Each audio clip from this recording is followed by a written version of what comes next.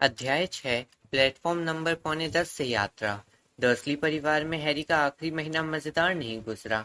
ये सच था कि डडली अब हैरी से इतना डरा हुआ था कि वह उस कमरे में नहीं रहता था जिसमें हैरी हो, और पिटूनिया आंटी तथा वर्नन अंकल भी अब हैरी को उसके अलमारी में बंद नहीं करते थे, उसे कुछ करने के लिए मजबूर नहीं करते थे और उस पर चिल्लाते भी नहीं थे। दरअसल उन्होंने अब उससे बात करना ही बंद कर दिया था। उनके मन में दहशत भी थी और गुस्सा भी, इसलिए वे लोग ऐसा व्यवहार करते थे जैसे जिस कुर्सी पर हैरी बैठा हो वो खाली है। हालांकि कई मायनों में स्थिति में सुधार हुआ था, परंतु कुछ समय बाद इससे हैरी का मन उखड़ने लगा। हैरी ज्यादातर समय अपने कमरे में ही रहता था और उसकी नई उल्लू ही उसकी इकलौती साथी थी। उसने उसका नाम हेडविग रखने का फैसला किया था। उसे ये नाम जादू का इतिहास किताब में मिला था। उसकी स्कूल की किताबें बहुत दिलचस्प थीं। वह अपने बिस्तर पर लेटा लेटा देर रात तक उन्हें पढ़ता रहता और हेडविग अपनी मर्जी से खुली खिड़की से अंदर बाहर आती जाती रहती थी। हैरी की किस्मत अच्छी थी कि पिटूनिया आंटी ने अब यहाँ पर सफाई करना बंद कर दिया था, क्योंकि हेडविग बाहर से मरे हुए चूहे उठा लाती थी। हर रात को सोने से पहले हैरी एक काम करना नहीं भूलता था। वह एक कागज के टुकड़े पर एक और दिन काट लेता था। इस कागज पर 1 सितंबर तक की तारीखें लिखी थीं। अगस्त के आखिरी दिन उसने सोचा कि अगले दिन किंग्स क्रॉस स्टेशन जाने के बारे में अंकल आंटी से बात कर ली जाए। इसलिए वह नीचे ड्राइंग रूम में गया, जहां डर्सली परिवार टेलीविजन पर एक क्विज शो देख रहा था। वह थोड़ा खांसा ताकि उन लोगों को यह पता चल जाए कि वह वहां पर है। डडली चीखा और कमरे से बाहर भाग गया। और वर्णन अंकल ने हूं करके बताया कि वे सुन रहे थे। और मुझे कल हॉगवर्ट्स जाने के लिए किंग्स क्रॉस स्टेशन जाना है।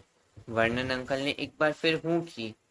आपको परेशानी ना हो तो क्या आप मुझे वहां तक लिफ्ट दे देंगे? हूँ। हैरी ने मान लिया कि इसका मतलब हाँ था। धन्यवाद। वह ऊपर जाने ही वाला था कि तभी वर्णन अंकल सचमुच कुछ बोले। ट्रेन से भी कोई जादूगरों के स्कूल में जाता है?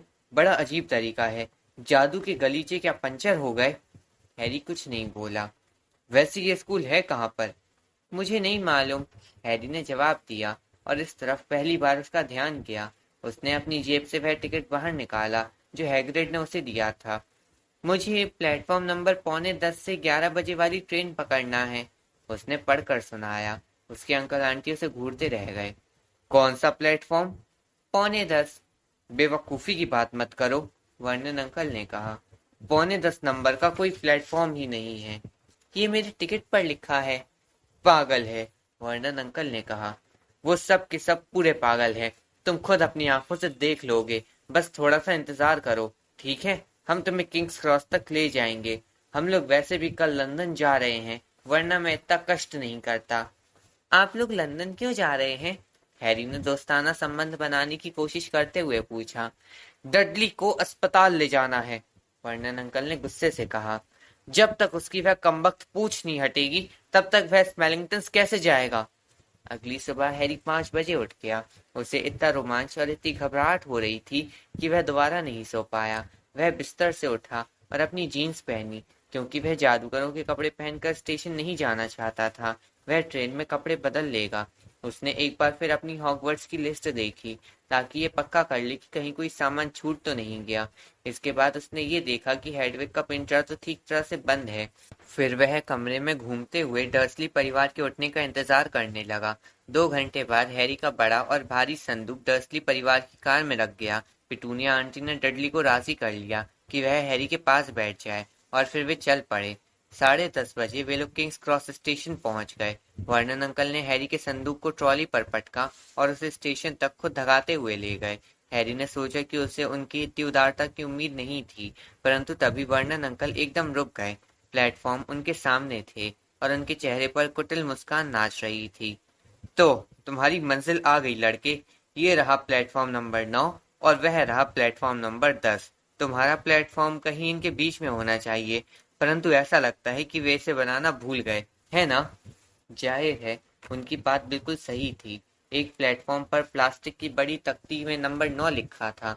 उसके अगले प्लेटफॉर्म पर 10 नंबर लिखा था। दोनों के बीच में कुछ भी नहीं था। आशा है स्कूल में ये साल अच्छा गुजरेगा, वर्णन अंकल ने और भी ज्यादा कुटिलता से मुस्कुराते हुए कहा।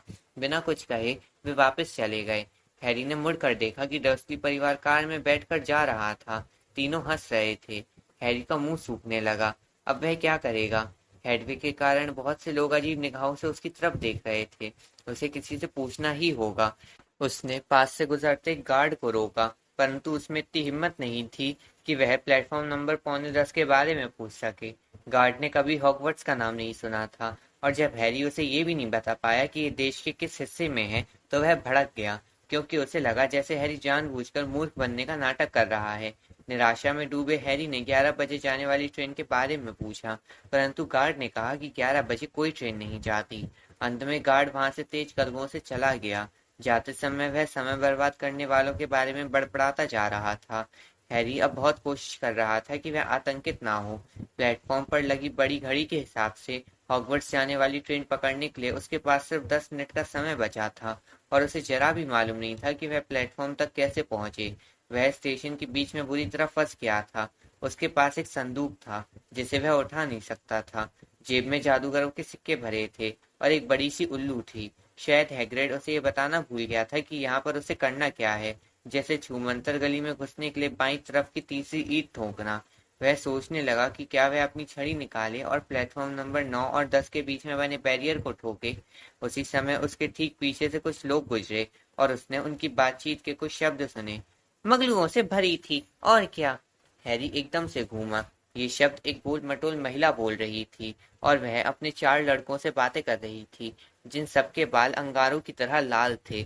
उन सभी की ट्रॉली में हैरी जैसे संदूक थे जिसे वे धका रहे थे, और उनके पास एक उल्लू भी थी। धड़कते हुए दिल से हैरी ने अपनी ट्रॉली उनके पीछे धकेली। वे लोग रुक गए। हैरी भी रुक गया, इतने करीब ताकि वह उनकी बात सुन सके। अब कौन सा प्लेटफॉर्म है? बच्चों की माँ ने पूछा। 9:45, एक छोटी लड़की ने सुरीली आवाज में कहा। इस लड़की के बाल भी लाल थे और वह अपनी माँ की उंगली पकड़े थी।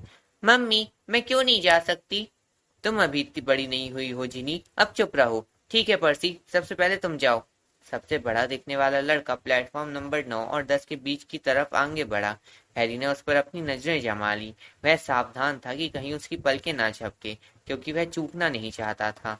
परंतु जैसे ये लड़का दोनों प्लेटफॉर्म के बीच में पहुंचा, हैरी के सामने पर्यटकों का एक बड़ा झुंड आ गया, और जब तक भीड़ छटी, वह लड़का गायब हो चुका था। फ्रेड, अब तुम जाओ, गोल मटोल महिला ने कहा। मैं फ्रेड नहीं, जॉर्ज हूँ, लड़के ने कहा। आप भी मम्मी, आपको हमारी माँ कहलाने का कोई हक नहीं है। आपको तो ये भी नहीं पता कि मैं जॉर्ज हूँ। सॉरी जॉर्ज डियर, मैं तो मजाक कर रहा था। फ्रेड मैं ही हूँ, लड़के ने कहा, और वह चल पड़ा। उसके जुड़वा भाई ने पीछे से उससे जल्दी करने को कहा, और उसने सचमुच जल्दी की होगी, क्योंकि 1 सेकंड बाद ही वह गायब हो गया था। परंतु उसने ऐसा कैसे किया? अब तीसरा भाई टिकट बैरियर की तरफ फुर्ती से जा रहा था। वह लगभग वहां पहुंच गया, और तभी एकदम अचानक वह कहीं नहीं दिख रहा था। अब कोई रास्ता नहीं था। माफ कीजिए, हैरी ने गोल मटोल महिला से पूछा। हेलो डियर, उसने कहा। पहली बार हॉगवर्ट्स जा रहे हो? मेरा रॉन भी पहली बार जा रहा है। उसने अपने आखिरी और सबसे छोटे बेटे की तरफ इशारा किया। वह लंबा, दुबला और चकत्तों से भरा अजीब सा दिख रहा था। उसके हाथ पैर बड़े थे और नाक लंबी थी। हाँ, हैरी ने कहा। बात ये है कि मैं नहीं जानता कि किस तरह प्लेटफॉर्म पर पहुंचा जाए, महिला ने दयालुता से कहा, और हैरी ने सिर हिलाया। महिला ने कहा, चिंता मत करो, तुम्हें सिर्फ इतना करना है कि प्लेटफॉर्म नंबर 9 और 10 के बीच के बैरियर तक सीधे चलते जाओ, कहीं भी मत रुकना, और ये सोचकर मत घबराना कि तुम इससे टकरा जाओगे। ये बहुत महत्वपूर्ण है। अगर तुम्हें डर लग रहा हो तो बेहतर होगा कि तुम दौड़ कर ये काम करो। अब जाओ, रॉन से पहले अंदर जाओ। अच्छा, ठीक है, हैरी ने कहा। उसने अपनी ट्रॉली घुमाई और बैरियर की तरफ घूर कर देखा। ये बहुत ठोस दिख रहा था। हैरी उसकी तरफ चलने लगा। प्लेटफॉर्म नंबर 9 और 10 पर आने जाने वाले लोग उसे धक्का मारते हुए निकल रहे थे। हैरी अब ज्यादा तेज चलने लगा। वह सीधे बैरियर से टकराने वाला था, और अगर वह गिर गया तो मुश्किल में पड़ जाएगा। अपनी ट्रॉली पर आगे झुकते हुए वह सरपट भागने लगा। बैरियर लगातार पास आता जा रहा था। वह रुक नहीं पाएगा। ट्रॉली नियंत्रण से बाहर हो चुकी थी। वह 1 फुट दूर था। उसने अपनी आंखें बंद कर ली और टक्कर के लिए तैयार हो गया, परंतु टक्कर नहीं हुई। वह दौड़ता ही रहा। उसने अपनी आंखें खोली। भाप का एक लाल इंजन सामने खड़ा था, और प्लेटफॉर्म लोगों से खचाखच भरा था। ऊपर एक साइन बोर्ड पर लिखा था, हॉगवर्ट्स एक्सप्रेस 11 बजे। हैरी ने अपने पीछे देखा और जहां पर बैरियर था वहां उसे लोहे का गलियारा दिखा जिस पर लिखा था प्लेटफॉर्म नंबर 9:45। वह आखिर वहां पहुंच गया था। इंजन से निकलता धुआं बतियाती भीड़ के सिर के ऊपर तैर रहा था और बहुत सी रंग बिरंगी बिल्लियां खड़े हुए लोगों के पैरों के बीच से निकल रही थीं। भीड़ के शोर और भारी संदूकों के जमीन पर घसीटे जाने की आवाज के ऊपर उल्लुओं की चिड़चिड़ी आवाजें सुनाई दे रही थीं, जैसे वे आपस में बात कर रहे हो। इंजन के साथ वाले कुछ डब्बे पहले ही पूरी तरह भर चुके थे। कुछ बच्चे खिड़की से बाहर लटक कर अपने परिवार वालों से बात कर रहे थे, तो कुछ सीटों के लिए आपस में झगड़ रहे थे। किसी खाली सीट की तलाश में हैरी अपनी ट्रॉली को प्लेटफॉर्म पर धकेलता रहा। वह एक गोल चेहरे वाले लड़के के पास से गुजरा जो कह रहा था, दादी, मेरा मेंढक फिर गुम गया। क्या करते हो नेविल? उसने बूढ़ी औरत को आह भरते सुना। कुछ लोग घुंघराले बालों वाले एक लड़के को घेरे खड़े थे। हमें भी दिखाओ ली, चलो दिखाओ। लड़के ने उस बक्से का ढक्कन खोल दिया जिसे वह हाथ में पकड़े था। जब अंदर बंद जानवर का बालों भरा लंबा पैर बाहर निकला तो चारों तरफ खड़े लोग चीखने लगे। हैरी भीड़ को चीरता हुआ आगे बढ़ता गया जब तक कि उसे ट्रेन के आखिरी सिरे पर एक खाली कंपार्टमेंट नहीं मिल गया।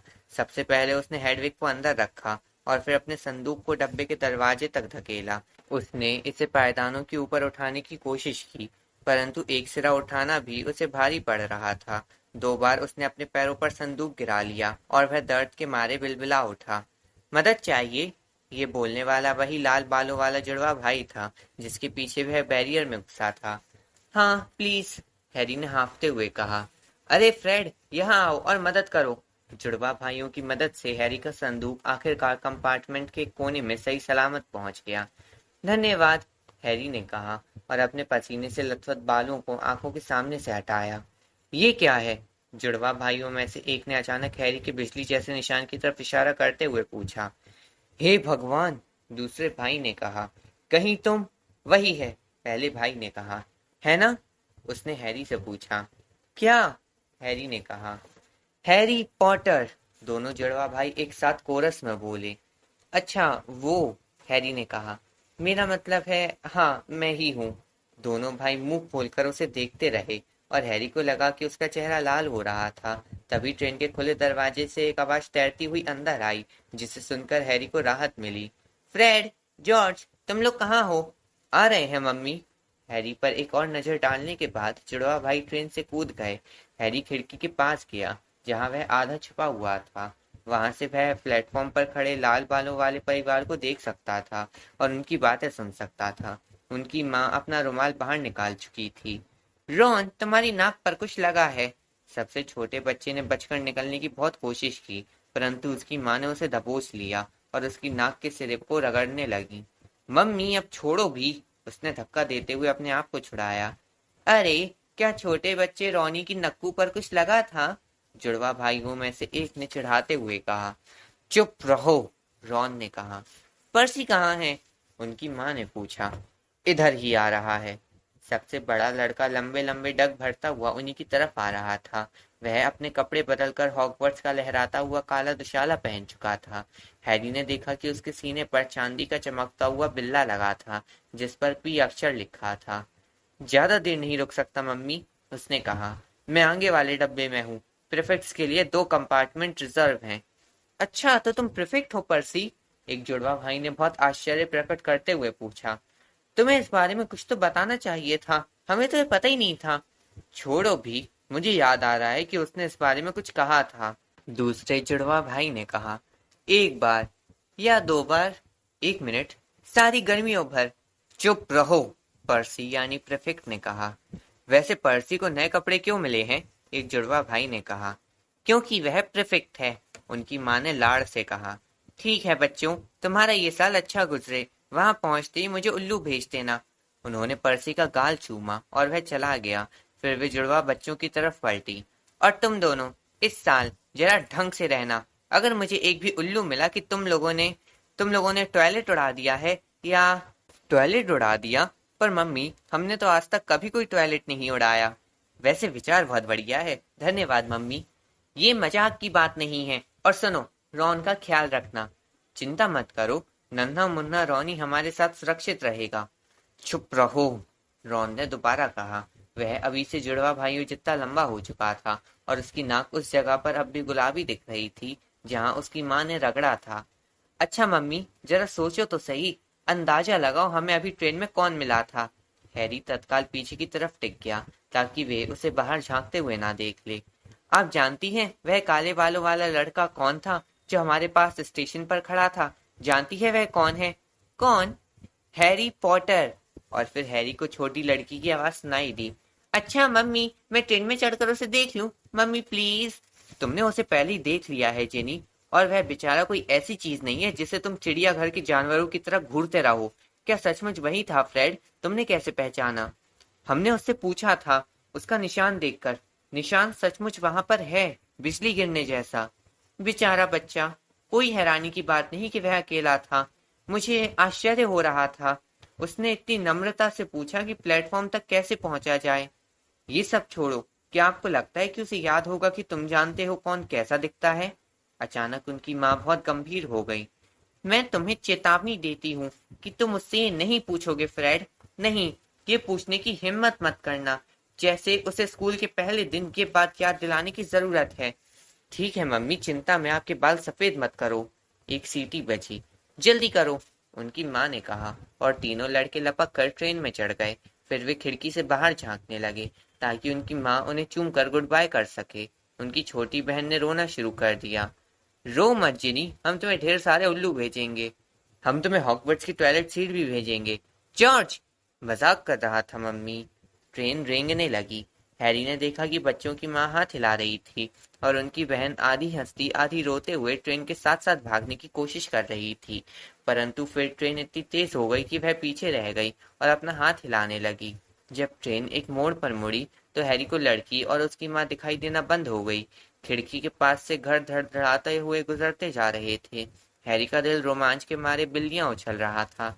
वह नहीं जानता था कि जिस जगह वह जा रहा था वह कैसी होगी, परंतु ये तो तय था कि वह उस जगह से तो बेहतर होगी जिसे वह पीछे छोड़कर आ रहा था। कंपार्टमेंट का दरवाजा खुला और लाल बालों वाला सबसे छोटा लड़का अंदर आया। यहाँ कोई बैठा तो नहीं है? उसने हैरी के सामने वाली सीट की तरफ इशारा करते हुए पूछा। बाकी कंपार्टमेंट भरे हुए हैं। हैरी ने अपना सिर हिलाया और लड़का बैठ गया। उसने हैरी की तरफ देखा और फिर जल्दी से खिड़की के बाहर देखने लगा। वह ये दिखाना नहीं चाहता था कि उसने हैरी की तरफ देखा ही नहीं था। हैरी ने देखा कि उसकी नाक पर अब भी एक काला निशान था। अरे रॉन! जुड़वा भाई वापस आ गए थे। सुनो, हम लोग ट्रेन के बीच वाले हिस्से में जा रहे हैं। वही ली जॉर्डन के पास एक बहुत बड़ा मकड़ा है। ठीक है, रॉन बुदबुदाया। हैरी, दूसरे जुड़वा भाई ने कहा, हमने अपना परिचय तो दिया ही नहीं।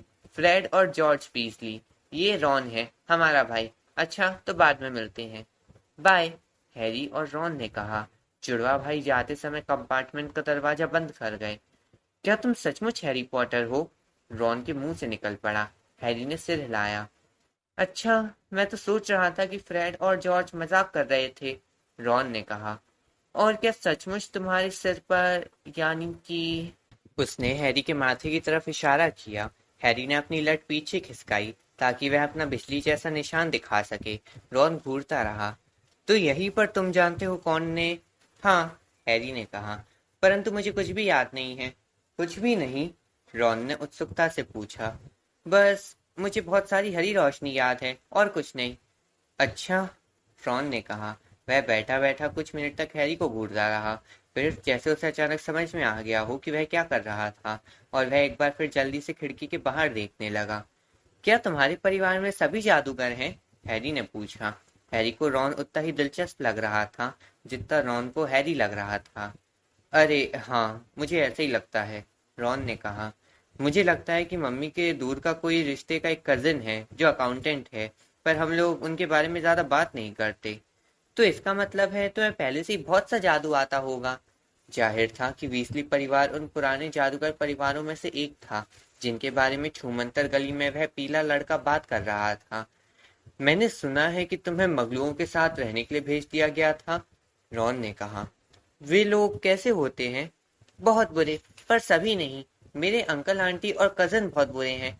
काश मेरे 3 जादूगर भाई होते। 5, रॉन ने कहा।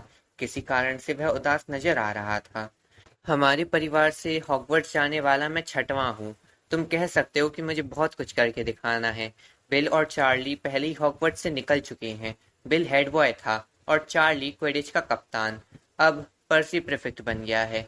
फ्रेड और जॉर्ज बहुत शैतानी करते हैं, परंतु उनके सचमुच अच्छे नंबर आते हैं और सब सोचते हैं कि वे बहुत बड़े और अच्छे मस्खरे हैं। सब मुझसे भी यही उम्मीद करते हैं कि मैं अपने बाकी भाइयों जितने अच्छे काम करूं।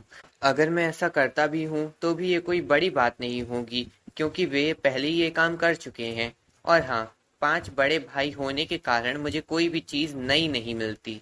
मेरे पास बिल के पुराने कपड़े हैं, चार्ली की पुरानी छड़ी है और पर्सी का पुराना चूहा है। रॉन ने अपनी जैकेट के अंदर हाथ डाला और एक मोटा भूरा चूहा बाहर निकाला जो सो रहा था। इसका नाम स्कैबर्स है और ये किसी काम का नहीं है, हमेशा सोता रहता है। प्रीफेक्ट बनने के बाद डैडी ने पर्सी को एक उल्लू दिला दिया, परंतु उन लोगों के पास इतने पैसे, मेरा मतलब है मुझे उल्लू के बजाय स्कैबर्स मिल गया। रॉन के कान गुलाबी हो गए। उसे लग रहा था कि वह कुछ ज्यादा ही बोल गया, क्योंकि वह एक बार फिर खिड़की के बाहर देखने लगा। हैरी को ये समझ में नहीं आया कि उल्लू खरीदने के पैसे ना होने में शर्म की क्या बात है। 1 महीने पहले तक उसके पास भी तो कभी पैसे नहीं रहते थे और उसने रॉन को ये बता दिया।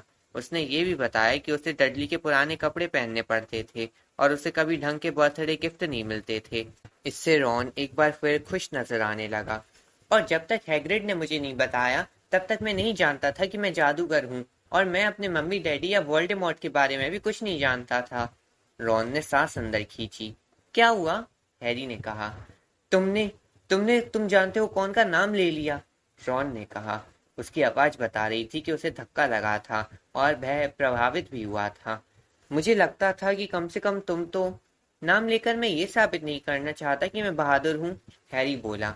मुझे ये मालूम ही नहीं था कि ऐसा नहीं करना चाहिए। देखा, मैं यही तो कह रहा था। मुझे बहुत सारी बातें सीखनी है। मैं शर्त लगा सकता हूँ, उसने आगे कहा, और पहली बार वह बात कही जो उसे पिछले कुछ दिनों से बहुत परेशान कर रही थी।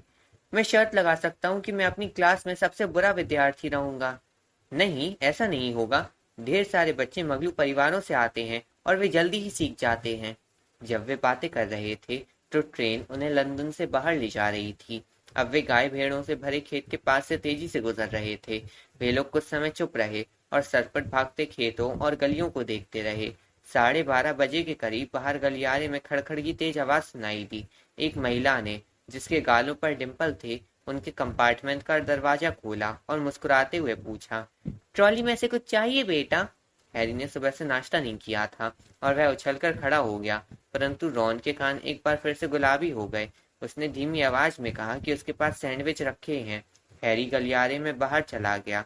जब वह डर्सली परिवार के साथ रहता था तो उसके पास कभी मिठाइयाँ खरीदने के पैसे नहीं रहते थे। चूंकि अब उसकी जेब में सोने और चांदी के सिक्के खनखना रहे थे, इसलिए वह जितनी मार्स बार उठा सकता था उतनी खरीदने के लिए तैयार था। परंतु उस महिला के पास मार्स बार नहीं थी। उसके पास जो सामान था उसमें बर्टी बॉट की हर स्वाद की टॉफियाँ, ड्रबल की बेहतरीन बबल गम, चॉकलेट की मेंढक, कद्दू की पेस्ट्री, कढ़ाई केक, लिकोरिस की छड़ियाँ और बहुत सी अजीब चीजें थीं जिन्हें हैरी ने जिंदगी में पहले कभी नहीं देखा था। कोई चीज छूट न जाए इस डर से हैरी हर चीज थोड़ी थोड़ी खरीद लाया और उसने महिला को 11 चांदी के सिक्कल और 7 कांसे के नट दिए। हैरी सारे सामान को लेकर कंपार्टमेंट में वापस आया और उसने एक खाली सीट पर रख दिया। रॉन उसे टकटकी लगाकर देख रहा था। बहुत भूख लगी है क्या? भूख के मारे दम निकला जा रहा है, हैरी ने कद्दू की पेस्ट्री का एक बड़ा टुकड़ा मुंह में भरते हुए कहा। रॉन ने एक मुड़ा हुआ पैकेट निकाला और उसे खोला। उसके अंदर 4 सैंडविच थे। उसने उनमें से एक को खोलकर देखा और कहा, मम्मी हमेशा भूल जाती हैं कि मुझे कॉर्न वाला बीफ पसंद नहीं है। हम इसे आपस में बदल लेते हैं, हैरी ने एक पेस्ट्री उठाते हुए कहा। चलो। तुम्हें ये पसंद नहीं आएगा, ये सूखा हुआ है, रॉन ने कहा। मम्मी के पास ज्यादा पैसे नहीं रहते, उसने जल्दी से जोड़ा। तुम तो जानते ही हो कि हम 5 भाई हैं। चलो पेस्ट्री लो, हैरी ने कहा, जिसके पास इससे पहले कभी कोई चीज बांटने के लिए थी ही नहीं। सच कहा जाए तो ऐसा कोई था भी नहीं जिसके साथ वह कोई चीज मिल बांट कर खा सके। उसे बहुत अच्छा लग रहा था कि वह और रॉन एक साथ वहां बैठकर हैरी की पेस्ट्री और केक खा रहे थे। वे सैंडविच के बारे में भूल चुके थे। वे क्या है? हैरी ने चॉकलेट के मेंढक का एक पैकेट उठाकर रॉन से पूछा। कहीं इसमें सचमुच के मेंढक तो नहीं है? अब उसे लगने लगा था कि कुछ भी हो सकता है और वह किसी भी आश्चर्यजनक घटना के लिए तैयार था। नहीं, रॉन ने कहा, परंतु ये देखना कि कौन सा कार्ड निकलता है। मेरे पास एग्रिप्पा नहीं है। क्या? अरे अच्छा, तुम्हें कैसे पता होगा? देखो, चॉकलेट के मेंढक के अंदर एक कार्ड रहता है जिसे हम लोग इकट्ठा करते हैं, किसी मशहूर जादूगर या जादूगरनी का कार्ड। मेरे पास 500 कार्ड है, पर मेरे पास एग्रिप्पा या टॉलेमी के कार्ड नहीं है। हैरी ने अपनी चॉकलेट के मेंढक का कवर हटाया और कार्ड बाहर निकाला। उसमें एक आदमी का चेहरा दिख रहा था। उसने आधे चांद के आकार का चश्मा पहन रखा था। उसकी लंबी नाक मुड़ी हुई थी और उसके लहराते बाल, दाढ़ी और मूछें चांदी की तरह सफेद थीं। तस्वीर के नीचे उसका नाम लिखा था, एल्बस डम्बलडोर। ये तो डम्बलडोर है, हैरी ने कहा। मुझे ये मत कहना कि तुमने कभी डम्बलडोर का नाम नहीं सुना, रॉन ने कहा। मैं एक मेंढक ले लूं, शायद मुझे एग्रिप्पा मिल जाए। धन्यवाद। हैरी ने अपना कार्ड पलटा। कार्ड की दूसरी तरफ लिखा था, एल्बस डम्बलडोर, वर्तमान में हॉगवर्ट्स के हेडमास्टर। कई लोग मानते हैं कि वे आधुनिक समय के महानतम जादूगर हैं। प्रोफेसर डम्बलडोर खास तौर पर इन चीजों के लिए मशहूर हैं। 1945 में शैतानी जादूगर ग्रिंडेलवाल्ड को हराने के लिए, ड्रैगन के खून के 12 प्रयोगों की खोज करने के लिए और अपने पार्टनर निकोलस फ्लेमेल के साथ रसायन शास्त्र पर किए गए कामों के लिए। प्रोफेसर डम्बलडोर को चैम्बर म्यूजिक और 10 पिन बोलिंग पसंद है।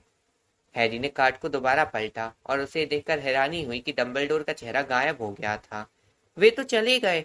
तुम उनसे ये उम्मीद तो नहीं कर सकते कि वे सारा दिन यहीं तुम्हारे पास बैठे रहेंगे, रॉन ने कहा।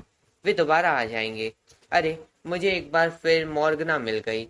मेरे पास पहले से ही उसके 6 कार्ड हैं। क्या तुम्हें ये चाहिए? तुम भी कार्ड इकट्ठे करना शुरू कर दो। रॉन की आंखें चॉकलेट के मेंढकों के ढेर की तरफ मुड़ गईं, जो खोले जाने का इंतजार कर रहे थे। जितने चाहे उठा लो, हैरी ने कहा। परंतु तुम्हें पता है, मखलूकों की दुनिया में लोग अपने फोटो से कहीं नहीं जाते और वहीं बने रहते हैं। क्या सचमुच? क्या वे लोग बिल्कुल भी नहीं हिलते? रॉन की आवाज में हैरानी थी। बड़ी अजीब बात है। हैरी कार्ड को घूर रहा था कि तभी उसने देखा डम्बलडोर एक बार फिर अपने कार्ड में लगे फोटो में दुबक कर लौट आए और उसकी तरफ देखकर हल्के से मुस्कुरा दिए। मशहूर जादूगरों और जादूगरनियों को देखने के बजाय रॉन मेंढकों को खाने में ज्यादा दिलचस्पी ले रहा था, परंतु हैरी तो उन पर से अपनी नजरें ही नहीं हटा पा रहा था। जल्दी ही उसके पास न सिर्फ डम्बलडोर और मॉर्गना थे, बल्कि हेजेस्ट ऑफ वुडक्राफ्ट, अल्बेरिक ग्रैनियन, सर्सी, पैरासेल्सस और मर्लिन भी थे। उसने आखिरकार अपनी आंखें क्लियोडना नाम की जादूगरनी से हटाईं, जो अपनी नाक खुजा रही थी, और बर्टी बॉट की हर स्वाद की टॉफियों का बैग खोला। तुम्हें इसके बारे में सावधान रहना होगा, रॉन ने हैरी को चेतावनी दी। जब वे कहते हैं हर स्वाद की, तो उनका मतलब होता है हर स्वाद की। तुम्हें चॉकलेट, पेपरमेंट और मुरब्बे जैसे लोकप्रिय स्वाद तो मिलेंगे ही, पर तुम्हें पालक, गोश्त और गुर्दे के स्वाद वाली टॉफियां भी मिल सकती हैं। जॉर्ज कहता है कि उसे एक बार कीड़े की स्वाद की टॉफी मिली थी। रॉन ने एक हरी टॉफी उठाई और उसकी तरफ ध्यान से देखा और उसका एक कोना चबाया। अरे, देखा, स्प्राउट्स।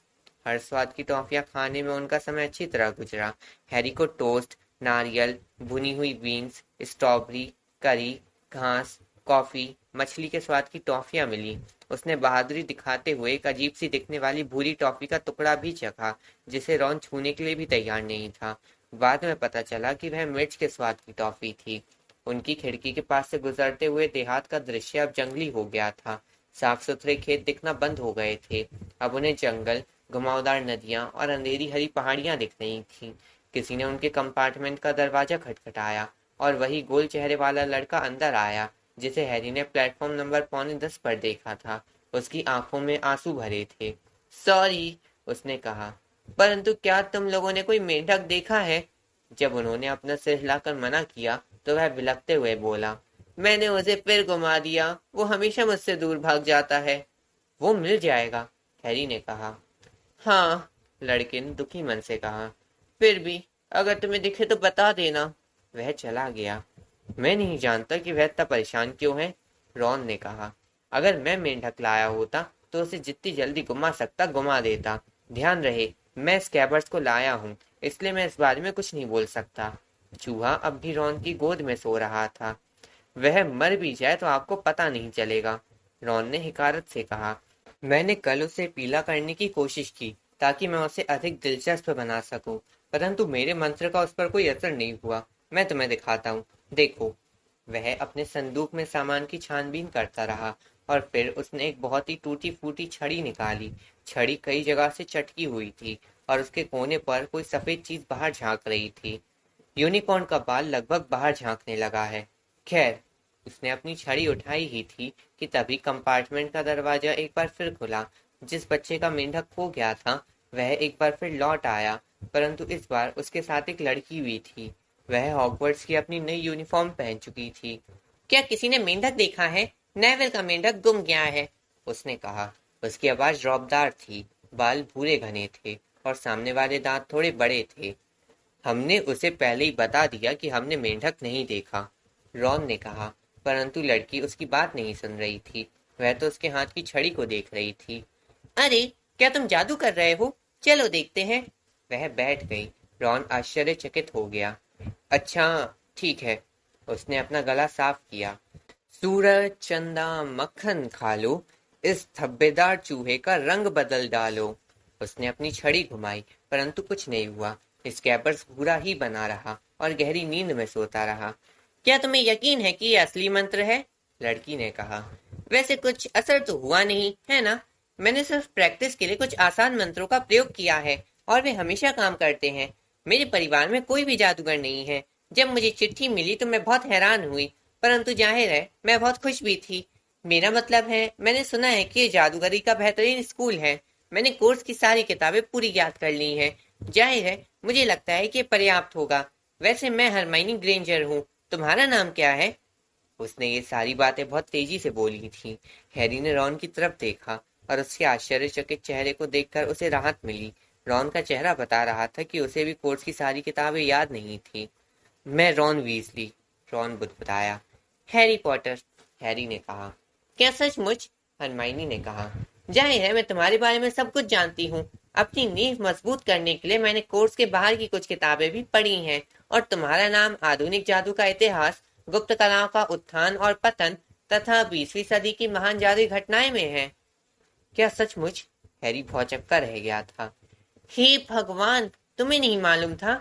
अगर मैं तुम्हारी जगह होती तो मैंने अपने बारे में सब कुछ पता लगा लिया होता, हरमाइनी ने कहा। क्या तुम में से कोई जानता है कि तुम किस हाउस में जाओगे? मैंने पूछताछ की है और मेरी इच्छा है कि मैं गरुड़ द्वार में रहूं। ये सबसे अच्छा हाउस लगता है। मैंने सुना है कि खुद डम्बलडोर भी इस हाउस में थे। वैसे मेरे ख्याल से चीलखात भी बुरा नहीं रहेगा। खैर, हम लोग अब चलते हैं और नेविल का मेंढक ढूंढते हैं। तुम दोनों भी अपनी यूनिफॉर्म पहन लो। मुझे लगता है हम जल्दी ही पहुंचने वाले हैं। और वह चली गई। उसके साथ वह लड़का भी चला गया जिसका मेंढक गुम गया था। मैं चाहे जिस हाउस में रहूं, मैं ये नहीं चाहता कि ये लड़की उस हाउस में रहे, रॉन ने कहा। उसने अपनी छड़ी को दोबारा संदूक में फेंक दिया। बेहुदा मंत्र, ये मुझे जॉर्ज ने बताया था। शर्त लगा सकता हूँ कि वह जानता था कि ये फुस्की बम था। तुम्हारे भाई किस हाउस में है? हैरी ने पूछा। गरुड़ द्वार, रॉन ने कहा। एक बार फिर उदासी उसके चेहरे पर डेरा जमा रही थी। मम्मी डैडी भी इसी में थे। अगर मैं इस हाउस में नहीं जा पाता तो ना जाने वे लोग क्या कहेंगे। मुझे लगता है कि चीलघात भी बहुत बुरा नहीं रहेगा, परंतु जरा सोचो तो सही, कहीं उसने मुझे नागशक्ति में डाल दिया तो क्या होगा? क्या यही वह हाउस था जिसमें मेरा मतलब है, तुम जानते हो कौन था? हाँ, रॉन ने कहा। वह एक बार फिर अपनी सीट पर धम्म से बैठ गया और काफी परेशान दिख रहा था। देखो, मुझे लगता है कि स्कैबर्स की पूंछ के सिरे का रंग थोड़ा हल्का हुआ है, हैरी ने रॉन के दिमाग को हाउसों से दूर ले जाने की कोशिश करते हुए कहा। तो हॉगवर्ट्स से निकलने के बाद तुम्हारे दोनों बड़े भाई क्या कर रहे हैं? हैरी सोच रहा था कि स्कूल की पढ़ाई पूरी करने के बाद जादूगर क्या करते होंगे। चार्ली रोमानिया में ड्रैगनों की पढ़ाई कर रहा है और बिल अफ्रीका में ग्रीन गॉड के लिए कुछ काम कर रहा है, रॉन ने कहा। क्या तुमने ग्रीन गॉड का नाम सुना है? इसका नाम दैनिक जादूगर के हर पेज पर छपता है और मुझे नहीं लगता कि मगलुओं को यह अखबार पढ़ने को मिलता होगा। किसी ने एक बहुत सुरक्षित तिजोरी से सामान चुराने की कोशिश की, हैरी ने घूरा। सचमुच? चोर का क्या हुआ? कुछ नहीं, इसलिए तो ये इतनी बड़ी खबर है। उसे पकड़ा नहीं जा सका। मेरे डैडी कहते हैं कि ग्रीन गॉड में इतना बड़ा काम कोई ताकतवर शैतानी जादूगर ही कर सकता है। वैसे पिशाचू का कहना है कि चोर कुछ नहीं ले जा सका। बड़ी अजीब बात है। जाहिर है जब इस तरह की कोई चीज होती है तो सब लोग डर जाते हैं कि कहीं इसके पीछे तुम जानते हो कौन का हाथ तो नहीं है। ये खबर हैरी के दिमाग में घूमती रही। जब भी तुम जानते हो कौन का नाम लिया जाता था, हर बार उसे जैसे डर का कांटा चुभ जाता था। उसे लगा कि ये जादू की दुनिया में कदम रखने का हिस्सा है, परंतु वोल्डेमॉर्ट कहना ज्यादा आरामदेह था और उसमें कोई चिंता नहीं होती थी। तुम्हारी क्विडिच टीम कौन सी है? रॉन ने पूछा। मुझे एक भी क्विडिच टीम का नाम नहीं मालूम, हैरी ने स्वीकार किया। क्या? रॉन को शब्द नहीं मिल रहे थे। अच्छा, जरा ठहरो, ये दुनिया का सबसे अच्छा खेल है। और फिर वह शुरू हो गया। 4 गेंदों और 7 खिलाड़ियों की पोजीशन के बारे में सब कुछ समझाता रहा। उसने उन मशहूर खेलों का विस्तार से वर्णन किया जिन्हें उसने अपने भाइयों के साथ देखा था। उसने ये भी बताया कि जब उसके पास पैसे होंगे तो वह किस तरह की जादुई झाड़ू खरीदना पसंद करेगा। वह हैरी को खेल की बारीकियां समझाने की दिशा में आगे बढ़ रहा था कि तभी कंपार्टमेंट का दरवाजा एक बार फिर खुला, परंतु इस बार दरवाजे पर मेंढक होने वाला बच्चा नेविल या हरमाइनी ग्रेंजर नहीं थे। 3 लड़के अंदर आए और हैरी ने बीच वाले को तत्काल पहचान लिया। ये वही पीला लड़का था जो उसे मैडम मैकलिन की दुकान में मिला था। उसने हैरी में छूमंतर गली में जितनी दिलचस्पी ली थी, अब वह उससे ज्यादा दिलचस्पी के साथ उसे देख रहा था। क्या ये सच है? उसने कहा। लोग ट्रेन में कह रहे हैं कि हैरी पॉटर इस कंपार्टमेंट में है, तो तुम हैरी पॉटर हो, है ना? हाँ, हैरी ने कहा। वह बाकी दोनों लड़कों को देख रहा था। दोनों ही तगड़े थे और बहुत ही काया किस्म के दिख रहे थे। पीले लड़के के दोनों तरफ वे इस तरह खड़े थे जैसे उसके बॉडीगार्ड हो। अरे, ये क्रैब और गॉयल है, पीले लड़के ने हैरी की निगाह को भांपते हुए लापरवाही से कहा। और मेरा नाम मेलफॉय है, ड्रैको मेलफॉय। रॉन हल्के से खांसा, जैसे वह अपनी हंसी रोकने की कोशिश कर रहा हो। ड्रैको मेलफॉय ने उसकी तरफ देखा। मेरा नाम सुनकर हंसी आ रही है क्यों? ये पूछने की जरूरत ही नहीं कि तुम कौन हो। मेरे डैडी ने मुझे बताया है कि वीसली परिवार में सभी के बाल लाल होते हैं, चकत्ते होते हैं और उससे अधिक बच्चे होते हैं जितनों को वे ढंग से पाल सकते हैं। वह हैरी की तरफ मुड़ा। तुम्हें बहुत ही जल्द ये पता चल जाएगा कि कुछ जादूगरों के परिवार दूसरों से ऊंचे होते हैं, पॉटर। तुम गलत तरह के लोगों से दोस्ती नहीं करना चाहोगे? यह मैं तुम्हारी मदद कर सकता हूँ। उसने हैरी से हाथ मिलाने के लिए अपना हाथ आगे बढ़ाया, परंतु हैरी ने अपना हाथ नहीं बढ़ाया। मुझे लगता है कि मैं खुद ही गलत और सही तरह के लोगों की पहचान कर सकता हूँ, धन्यवाद, उसने ठंडेपन से कहा। ड्रैको मैल्फॉय का चेहरा लाल नहीं हुआ, परंतु उसके पीले गालों पर गुलाबी सी चमक उभर आई। अगर मैं तुम्हारी जगह होता पॉटर, तो मैं इस बारे में सावधान रहता, उसने धीरे धीरे कहा। अगर तुमने विनम्र होना नहीं सीखा तो तुम्हारा भी वही हाल होगा जो तुम्हारे मम्मी डैडी का हुआ था। वे लोग भी नहीं जानते थे कि उनके लिए कौन अच्छा था। तुम वीजली और हैग्रिड जैसे निकम्मे लोगों के साथ रहोगे तो तुम पर उनका असर आ ही जाएगा। हैरी और रॉन दोनों ही खड़े हो गए। रॉन का चेहरा उसके बालों की तरह ही लाल हो गया था। एक बार फिर से तो कहना, उसने कहा। अच्छा, तो तुम हमसे लड़ाई करोगे क्यों? मैल्फॉय ने व्यंग से कहा। अगर तुम इसी वक्त यहाँ से बाहर नहीं निकले तो, हैरी ने कहा, और वह जितना बहादुर महसूस कर रहा था उससे ज्यादा बहादुरी का प्रदर्शन कर रहा था, क्योंकि क्रैब और गोयल उससे या रॉन से बहुत बड़े थे। परंतु हमारी यहाँ से जाने की कोई इच्छा नहीं है ना दोस्तों? हमने अपना पूरा खाना खा लिया है, जबकि तुम्हारे पास तो अभी खाना बचा है।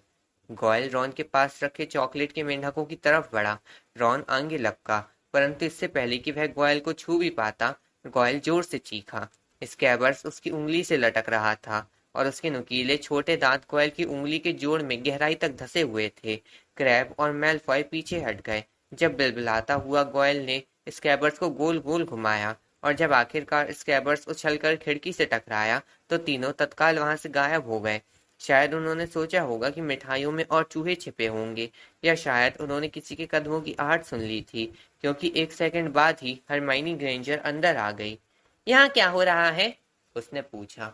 वह फर्श पर चारों तरफ बिखरी मिठाइयों की तरफ देख रही थी। उसने ये भी देखा कि रॉन स्कैबर्स की पूंछ पकड़कर उसे उठा रहा था। मुझे लगता है ये मर गया, रॉन ने हैरी से कहा। उसने स्कैबर्स को पास से देखा। नहीं, मुझे यकीन नहीं होता, ये तो फिर से सो गया है। और वह सचमुच सो गया था। तुम मैलफॉय से पहले भी मिल चुके हो? हैरी ने छूमंतर गली में हुई मुलाकात के बारे में बताया। मैंने उसके परिवार के बारे में सुना है, रॉन ने गंभीरता से कहा। जब तुम जानते हो कौन लापता हुआ, तो हमारी तरफ आने वाले सबसे पहले लोगों में उनका परिवार भी था। उन्होंने कहा कि उन्हें सम्मोहित कर दिया गया था। मेरे डैडी को इस बात पर यकीन नहीं है। वे कहते हैं कि मैल्फॉय के पिता को काले जादू की तरफ जाने के लिए बहाने की जरूरत नहीं थी। फिर वह हरमाइनी की तरफ मुड़ा। हम आपकी क्या मदद कर सकते हैं? बेहतर होगा कि तुम लोग जल्दी करो और अपनी यूनिफॉर्म पहन लो। मैंने अभी इंजन में जाकर ड्राइवर से पूछा था और उसने मुझे बताया कि हम बस पहुंचने ही वाले हैं। तुम लोग लड़ तो नहीं रहे थे, है ना? हम वहां पहुंच पाए इससे पहले ही तुम लोग परेशानी में पड़ जाओगे। हम नहीं, स्कैबर्स लड़ रहा था, रॉन ने उसकी तरफ घूरते हुए कहा। और अब अगर आप बुरा ना माने तो यहाँ से चली जाएं ताकि हम लोग कपड़े बदल सकें। ठीक है, मैं तो यहाँ सिर्फ इसलिए आई थी क्योंकि बाहर लोग बहुत ही बचकानी हरकतें कर रहे हैं और गलियारे में इधर से उधर दौड़ रहे हैं, हरमाइनी ने नाक सिकोड़ते हुए कहा। और हाँ, क्या तुम्हें पता है तुम्हारी नाक पर मैल लगा है? उसने बाहर जाते समय रॉन की तरफ गुस्से से देखा। हैरी ने खिड़की के बाहर झांका। बाहर अंधेरा हो रहा था। गहरे बैंगनी आसमान के नीचे उसे पहाड़ और जंगल दिख रहे थे। ट्रेन धीमी हो रही थी। उसने और रॉन ने अपनी जैकेट उतारी और अपने लंबे काले दुशाले ओढ़ लिए। रॉन का थोड़ा छोटा था, इसलिए दुशाले के नीचे उसके जूते दिख रहे थे। पूरी ट्रेन में एक आवाज गूंजी।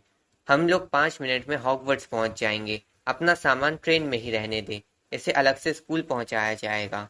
घबराहट के मारे हैरी के पेट में मरोड़ उठने लगी और उसने देखा कि रॉन अपने चकत्तों के नीचे पीला दिख रहा था। उन्होंने बची हुई मिठाइयां अपनी जेब में भर ली और गलियारे में जमा भीड़ में शामिल हो गए। ट्रेन पहले तो धीमी हुई और आखिर रुक गई। लोग दरवाजे की तरफ जाने के लिए धक्का मुक्की करने लगे और फिर वे एक छोटे अंधेरे प्लेटफॉर्म पर नीचे उतरे। रात की ठंडी हवा में हैरी को कपकपी छूट गई। तभी विद्यार्थियों के सिर के ऊपर से तैरता हुआ एक लैंप आया और हैरी को एक परिचित आवाज सुनाई दी। फर्स्ट ईयर के बच्चे यहाँ आ जाएं। सब ठीक है हैरी? सिरों के समुद्र के ऊपर हैग्रिड का बड़ा बालों भरा चेहरा चमक रहा था। चलो हमारे पीछे आओ। फर्स्ट ईयर का कोई और बच्चा तो नहीं है? जरा संभल कर कदम रखना। फर्स्ट ईयर के बच्चे हमारे पीछे आओ। फिसलते और लड़खड़ाते हुए वे लोग हैग्रिड के पीछे पीछे एक संकरे ढलवा रास्ते पर चल दिए। उनके दोनों तरफ इतना अंधेरा था कि हैरी ने सोचा वहां पर घने पेड़ होने चाहिए। कोई भी ज्यादा नहीं बोल रहा था, सिर्फ नेविल ने, जिसका मेंढक बार बार घूमता रहता था, एक दो बार नाक से सूसू की आवाज निकाली। तुम्हें एक सेकंड में हॉगवर्ट्स की पहली झलक दिखाई देगी, हैग्रिड ने अपने कंधे के ऊपर से कहा।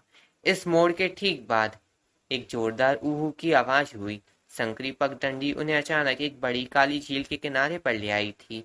झील के दूसरी तरफ ऊंचे पहाड़ पर एक बड़ा महल बना था, जिसमें कई कंगूरे और टावर थे। सितारों से भरे आसमान में महल की खिड़कियां चमक रही थीं। एक नाव में 4 से ज्यादा मत बैठना, हैग्रिड ने किनारे पर पानी में तैरती छोटी नाव के बेड़े की तरफ इशारा करते हुए कहा। हैरी और रॉन के पीछे पीछे नेविल और हरमाइनी भी नाव में चढ़ गए। सब आ गए? हैग्रिड चिल्लाया, जो अपनी नाव में अकेला ही बैठा था। तो ठीक है, आगे बढ़ो। और सभी छोटी नावें तत्काल आगे चल दी। कांच की तरह चिकनी झील में भी फिसलने लगी थी। सब खामोश थे और सिर उठाकर बड़े महल की तरफ देख रहे थे। जैसे जैसे वे उस चट्टान के करीब आए जिस पर महल खड़ा था, वह उन्हें उतना ही ऊंचा दिखने लगा। जैसे ही आगे वाली नावें चट्टान के पास पहुंची, हैग्रिड चिल्लाया, सिर झुका लो। उन सभी ने अपने सिर झुका लिए और छोटी नाव उन्हें चट्टान के अंदर एक सुरंग में ले गई, जो सुंदर पत्तों वाली बेल के पर्दे के पीछे छुपी थी। वे लोग एक अंधेरी गुफा में से जा रहे थे, जो महल के ठीक नीचे से जाती दिख रही थी। और फिर वे जमीन के नीचे बने एक बंदरगाह में पहुंचे, जहां चट्टानों और पत्थरों पर वे मुश्किल से उतरे। बच्चों के नाव से उतरने के बाद हैग्रिड ने नाव की तलाशी ली और चिल्लाकर कहा, ओए तुम वहां, कहीं ये तुम्हारा मेंढक तो नहीं है? ट्रेवर, नेविल खुशी से चिल्लाया और उसने अपना हाथ आगे बढ़ा दिया। फिर वे सब हैग्रिड के लैंप के पीछे चट्टान में बने एक रास्ते पर मुश्किल से चढ़ने लगे। अंत में वे महल की छाया में नरम और गीली घास पर आ गए। पत्थर की सीढ़ियों पर चलकर वे बलूत के बड़े दरवाजे के सामने भीड़ लगाकर खड़े हो गए। सब आ गए? और तुम, क्या तुम्हारा मेंढक अब भी तुम्हारे पास है? हैग्रिड ने दैत्याकार मुट्ठी उठाई और महल के दरवाजे पर 3 बार दस्तक दी।